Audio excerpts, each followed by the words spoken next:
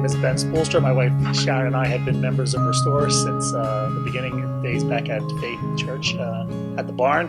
I've been able to serve as an elder recently, and we're really excited to be part of this community here.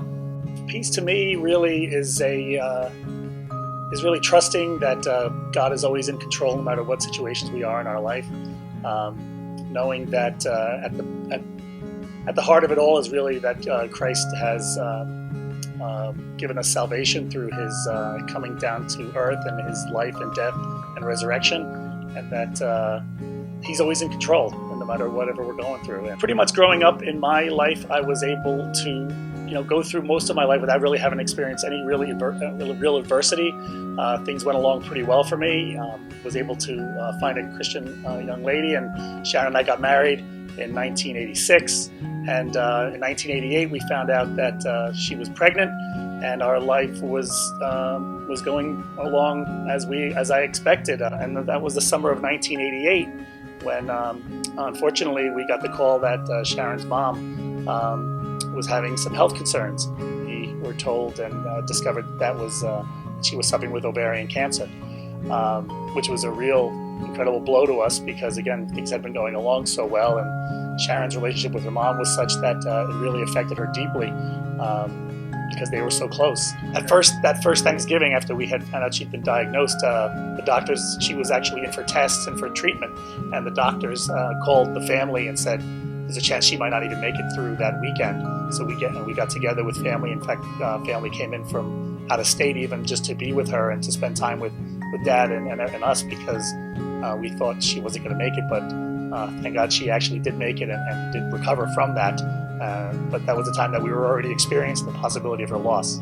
Unfortunately, things only got worse for us because that December, on December 23, we got the call in the morning that Sharon's father, who had no health issues to that point, had died suddenly in his sleep.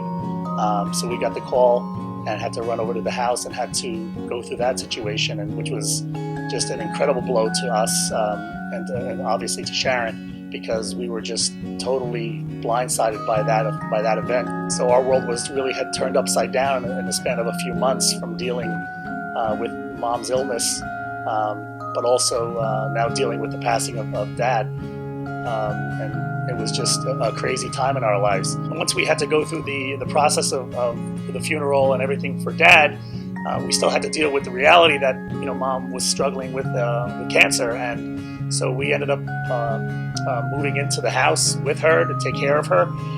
We were, our son Benny was born in March, that following March. So we were new parents. We were taking care of Mom. I wasn't able to work as much as I had in the past. So it was a really difficult time. Everything was, like I said, turned upside down, where we were unable to just live what we thought was going to be a normal life with our newborn son.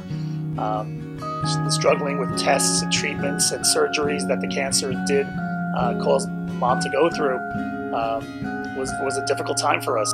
The first time I can say I experienced peace in the middle of it was was the next day. It was Christmas Eve, because we would gather with the Spoelstras, and because of the funeral and the meeting with the director and all that, we really had no chance to prepare for Christmas. So we got together at the Spoelstra house, and we got there, and food was prepared. All our gifts that were not wrapped had been wrapped for us.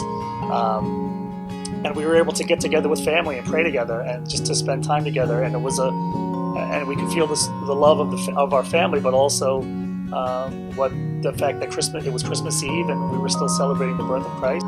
We spent the year really taking care of Mom, watching her struggle with this illness, but she was an example to us. She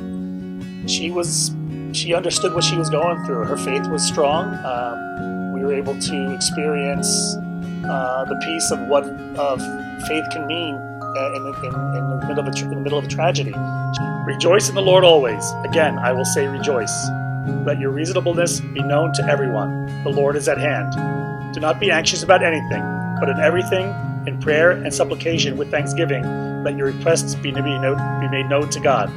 And the peace of God, which surpasses all understanding, will guard your heart and your mind in Christ Jesus.